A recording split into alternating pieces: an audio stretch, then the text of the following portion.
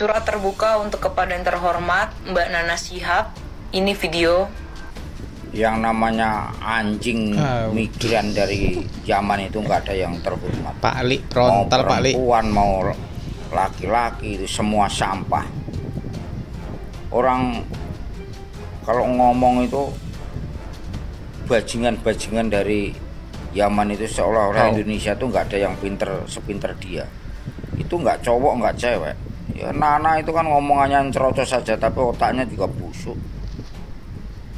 Kayak mulut combiran, kayak lonte di pinggir jalan itu. Pokoknya Pak Prabowo ini PR yang paling berat dan paling harus diutamakan itu mengusir bajingan-bajingan dari Yaman itu harus dipulangkan. Kalau nggak mau diberondong habis saja. Harus ini nggak bisa ditawar-tawar. Pokoknya harus diberondong habis asu-asu Yaman ini. Nah guys, ya ternyata netizen masih mengulas tentang Najwa Shihab ya, Mbak Nana, yang tempo hari mengatakan Pak Jokowi itu nebeng pesawat TNI AU. Padahal sudah ditegaskan oleh Prabowo kalau Presiden Prabowo lah yang meminta agar Pak Jokowi ini dipulangkan atau pulang ke kampungnya secara terhormat dan diberikan upacara kenegaraan. Karena harus dihormati begitu ya. Masa mantan presiden pulang dengan pesawat komersil, padahal Pak Jokowi bilang sudah saya pulang dengan pesawat komersil saja, tapi Pak Prabowo melarang agar dibuatlah upacara kenegaraan untuk menghormati Pak Jokowi. Tapi disebut sama Najwa Shihab nebeng, walaupun itu sebenarnya untuk lucu-lucuan, tapi tidak lucu sama sekali ya katanya. Dan kini kabarnya Najwa Shihab benar-benar kena mental, bahkan sampai di psikiater, benarkah? Tapi ini belum valid ya, tapi seperti itu kabar yang beredar. Diserang terus oleh netizen ya, sampai banyak netizen yang geram, dan bahkan sekarang muncul lagi kembaran Najwa Shihab yang mengatakan kemarin sebenarnya untuk apa dibuat acara seperti kenegaraan untuk memulangkan Jokowi yang sudah mantan presiden ya. Dia membandingkan dengan Perdana Menteri Belanda ya, Mark Rutte, yang pulang dengan sepeda. Jadi Pak Jokowi disuruh pulang mengayuh sepeda dan Ibu Riana dari Jakarta ke Solo. Ya mungkin literasi dia tidak seperti itu. Ya maksudnya kesederhanaannya. Tapi kan nggak salah juga gitu ya, menghormati. Dia bilang ngapain dibuat seperti itu, buang-buang biaya ya. Ini videonya. Kalian tahu nggak, waktu kemarin Mulyono pulang kampung ke Solo, ia menggunakan pesawat Boeing milik TNI AU dan dikawal oleh sebanyak 8 pesawat jet tempur milik TNI AU. Jadi kalau dari atas langit pemandangannya seperti ini. Jadi ini pesawat Boeing yang ditumpangi oleh Mulyono dan kawan-kawan, dan kalian lihat di sini berderet jet tempur ada 8 mengawal pesawat yang ditumpangi oleh Mulyono. Wah, kalau dilihat dari gambarnya sih keren banget ya. Tapi di balik foto yang sangat keren ini, ternyata ada miliaran uang negara dibakar hanya sekedar untuk mengantar seorang mantan presiden pulang kampung. Menurut informasi yang gue dapat, biaya terbang satu pesawat jet tempur itu sebesar 20.000 euro atau sekitar 349 juta rupiah per jam. Estimasi perjalanan Jakarta-Solo sekitar 1 jam 15 menit. Jadi, satu jet tempur biaya terbangnya sekitar 436 juta. Terus kali 2, PP pulang pergi, ya nggak? Jadi, biaya terbang satu jet tempur PP sekitar 872 juta rupiah. Terus kali 8, jadi sama dengan 6 miliar 976 juta rupiah. Uang negara dihabiskan hanya sekedar untuk mengantar pulang Mulyono ke kampungnya. Gua tahu nih, para pendukungnya pasti bilang kayak gini, loh wajar dong, dia kan seorang mantan presiden Indonesia. Nah, kalau sampai menghabiskan miliaran uang negara hanya sekedar untuk mengantar seorang mantan presiden pulang kampung, ya nggak wajar dong. Karena rakyatnya masih banyak yang nggak kebeli beras tuh buat makan. Katanya pemimpin sederhana. Kalau mau contoh tuh mantan Perdana Menteri Belanda. Meskipun dia sudah menjabat sebagai Perdana Menteri selama 14 tahun, tapi pas pulang kampung ya dia pulang kampung aja cuma pakai sepeda doang. Para pendukungnya Mulyono lihat nih, 14 tahun menjabat PM Belanda Mark Rutte tinggalkan kepemimpinan dengan sepeda. Nah ini baru namanya pemimpin sederhana asli tanpa pencitraan. Terus gue yakin nih pasti ada pendukungnya Mulyono yang komen kayak gini, ya mungkin mantan PM Belanda itu rumahnya deket kali, jadi bisa pulang naik sepeda doang.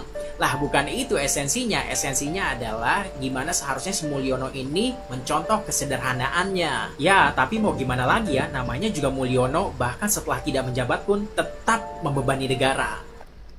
Nah guys, gimana menurut kalian dari pendapat Bang Botak tadi guys? Aku bukan pendukung Jokowi atau gimana-gimana guys ya, tapi sudah dikatakan oleh Pak Prabowo kalau beliaulah yang meminta agar Pak Jokowi ini dipulangkan secara terhormat dan secara kenegaraan, karena kita menghormati beliau sudah memimpin Indonesia 10 tahun, tidak mungkin atau masa mantan presiden pulang dengan pesawat komersil, walaupun beliau meminta seperti itu, tidak layak lah. Jadi Pak Prabowo meminta agar dibuat acara kenegaraan dan dipulangkan secara terhormat dan dikawal dengan pesawat tempur TNI AU yang dijulitin oleh Najwa Shihab. Terus acara pelantikan itu kan dihadiri oleh delegasi-delegasi ya dari berbagai negara untuk pelantikan gitu ya, termasuk negara tetangga.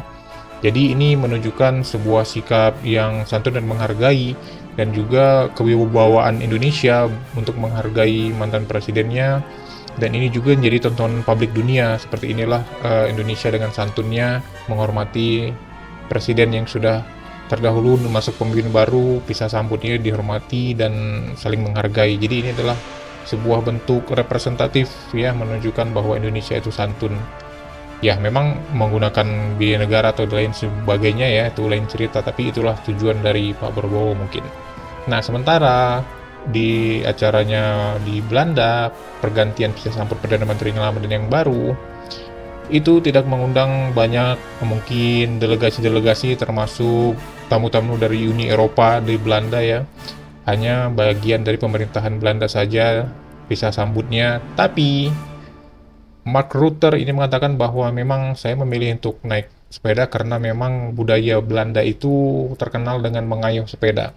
Kota Belanda itu kota yang kecil, jadi kami kemana-mana sering naik sepeda, walaupun bisa naik mobil itu menjadi pilihan, tapi saya memilih naik sepeda, katanya dikutip dari media luar negeri. Dan pada saat pisah sambut itu juga kerajaan Belanda dan pemerintahan Perdana Menterinya juga membuat acara untuk Mark Rutte ini kok. Jadi dibuat acara sesuai kenegaraan mereka, jadi bukan hanya naik sepedanya saja yang dikutip, jadi mereka buat acara party kenegaraan sesuai acara kenegaraan mereka untuk membuat pisah sambut Perdana Menteri lama dan Menteri baru. Nah, jadi masing-masing negara punya acara dan tata cara sendiri dalam menyambut pemerintahan yang baru, pemimpin yang baru, baik presiden dan Perdana Menteri. Itu sih kalau menurut aku. Bagaimana menurut kalian guys? Dan kita lanjut ya, netizen ya masih banyak yang geram dan cuap-cuap dengan Najwa Shihab dan makin frontal. Mari kita simak. Setelah remehkan Jokowi, Najwa Shihab mau kemana dan kemana ya, sampai-sampai di story-nya dia tidak ada menulis status guys ya. Setelah remehkan Jokowi, Najwa Shihab kemana? Nah, menarik sekali oleh karena Najwa Shihab kan sebetulnya bukan orang yang sembarangan ya. Dia telah merintis karirnya begitu lama, dan dia telah tampil sebagai presenter, jurnalis yang sangat terkenal, dikagumi oleh banyak orang. Terbukti dia memang diminati di mana-mana. Acara-acara penting bahkan bisa akses ke istana dan berbagai instansi penting, baik swasta maupun pemerintah. Ya, benar. Jadi sebenarnya orang ini sangat terkenal dan saya juga salah satu yang mengagumi beliau. Tapi sayangnya apa yang dia sudah rintis begitu lama itu dihancurkannya sendiri dengan membuat suatu gerakan yang benar-benar memperlihatkan kebencian kepada Jokowi yang sudah membangun bangsa ini menjadi presiden 2 periode yang sangat dicintai oleh rakyat. Darurat Garuda Biru yang diposting oleh Najwa beberapa waktu yang lalu sempat menghebohkan, walaupun terbukti akhirnya bahwa darurat yang disebutnya itu sebetulnya cuma narasi kosong yang tidak terbukti. Buktinya Indonesia aman-aman saja sampai hari ini, tidak ada gejolak apapun. Bahkan sudah dikasih Garuda Biru pun tetap Indonesia malah aman aja. Oke. Dan belakangan malah dia mengatakan dengan meremehkan, ini nada sangat meremehkan, bahwa Jokowi itu hanya nebeng. Terakhir nebeng dengan pesawat TNI ya, pulang ke Solo. Wow, ini kejahatan dalam bernarasi, dan lebih tepat hatinya tidak lurus. Karena dia telah dibeli oleh kepentingan, yaitu kepentingan sepihak, kepentingan orang-orang yang sakit hati, dan dia ternyata berada di sana.